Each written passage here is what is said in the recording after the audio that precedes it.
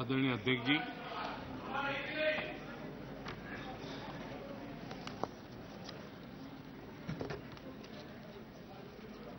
पिछले 3 दिवस से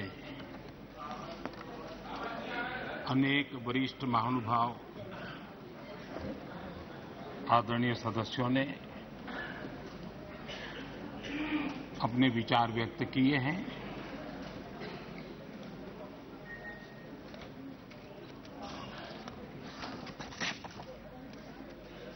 करीब सभी के विचार मुझ तक विस्तार से पहुंचे भी हैं। मैंने स्वयं भी कुछ भाषण सुने भी हैं।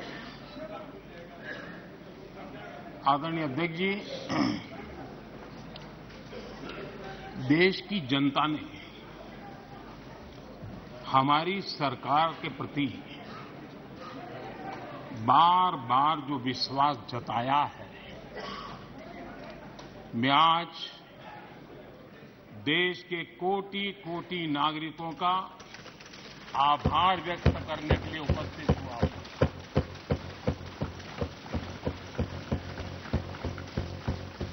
और अध्यक्ष जी कहते हैं, भगवान बहुत दयालु है और भगवान की मर्जी होती है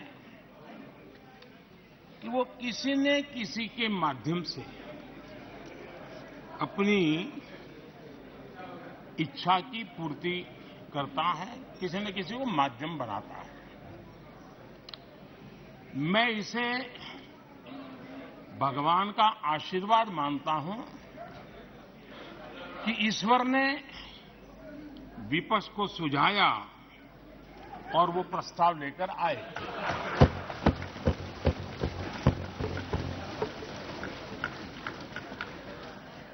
2018 में भी ये ईश्वर का ही आदेश था, जब विपक्ष के मेरे साथी अविश्वास प्रस्ताव लेकर के आए थे। उस समय भी मैंने कहा था कि अविश्वास प्रस्ताव हमारी सरकार का फ्लोर टेस्ट नहीं है। मैंने उस दिन कहा था, बल्कि ये उन्हीं का फ्लोर टेस्ट है। ये मैंने उस दिन भी कहा और हुआ भी वही। जब मतदान हुआ तो विपक्ष के पास जितने वोट थे उतने वोट भी वो जमा नहीं कर पाए थे।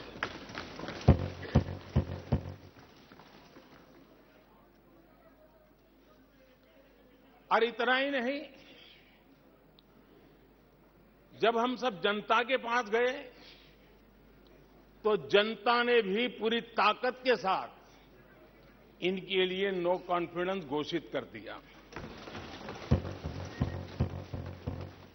और चुनाव में एनडीए को भी ज्यादा सीटें मिली और भाजपा को भी ज्यादा सीटें मिली। यानी एक तरह से विपक्ष का अविश्वास प्रस्ताव हमारे लिए शुभ होता है।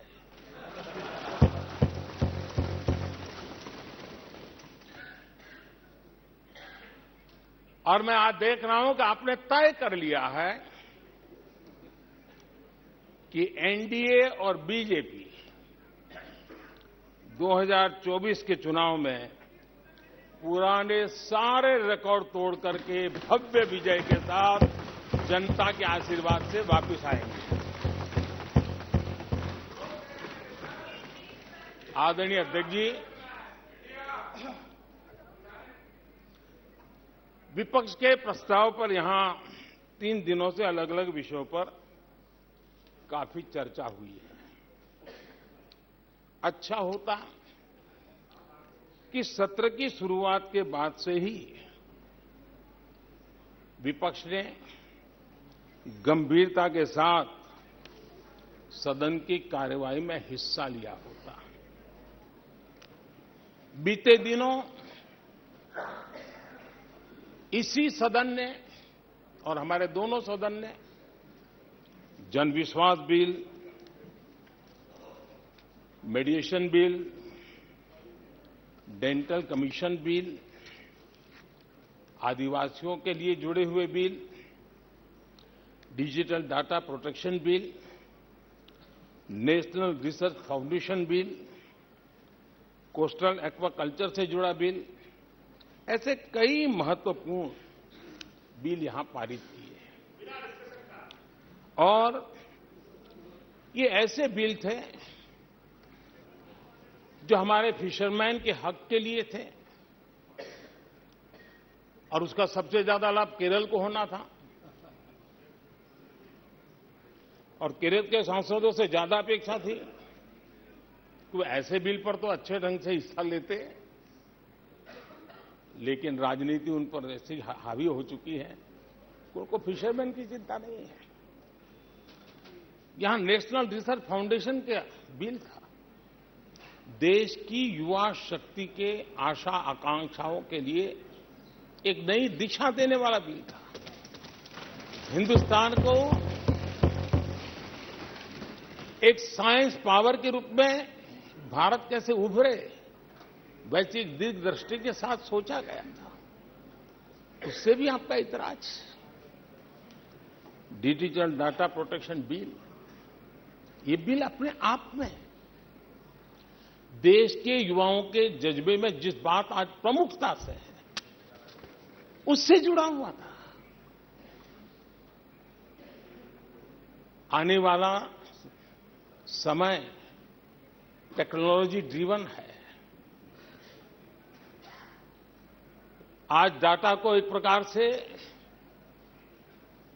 सेकंड ऑयल के रूप में, सेकंड गोल्ड के रूप में माना जाता है। उस पर कितनी गंभीर चर्चा की जरूरत थी, लेकिन राजनीति आपके लिए प्राथमिकता थी। कई ऐसे बिल थे जो गांव के लिए, गरीब के लिए, दलित के लिए, पिछड़ों के लिए, आदिवासी के लिए, उनके कल्याण की चर्चा करने के लिए थे, उनके भविष्य के साथ जुड़े हुए थे। लेकिन इसमें इन्हें कोई रुचि नहीं है। देश की जनता ने जिस काम के लिए उनको यहां भेजा है, उस जनता का भी विश्वासघात किया गया है।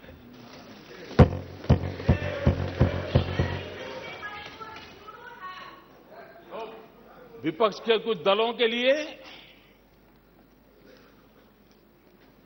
उनके आचरण से, उनके व्यवहार से उन्होंने सिद्ध कर दिया है कि देश से ज्यादा उनके लिए दल है, देश से बड़ा दल है, देश से पहले प्राथमिकता दल है।